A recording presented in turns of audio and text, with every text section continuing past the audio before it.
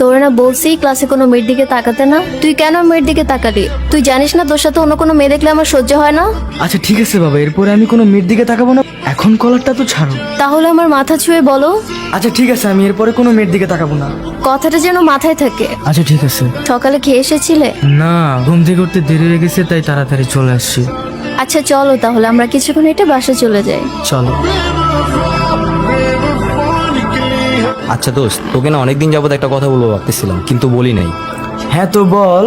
আমার না কয়েকদিন যাবত একটা মেয়ের সাথে কথা হইতেছে। ওর সাথে মেসেজে কথা বলতে বলতে আমাদের মধ্যে কিভাবে একটা প্রেম হয়ে গেছে। আগে বলিস নাই কেন আমাকে? কই মেয়ের ছবি দেখা? এই যে তোর ভাবি, সুন্দর না? তোদের দুজনকে খুব ভালো মানাবে। আচ্ছা চল তাহলে ক্লাসে যাই।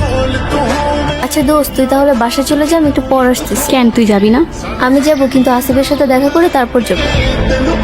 2 দিন কোথায় ছিলে তুমি? স্কুলে আসলে না যে? ভালো লাগতেছিল না তাই স্কুলে যাইনি। ঠিক মতো ক্লাস করবে না, ভাদেম্মা হবে নাকি ভবিষ্যতে?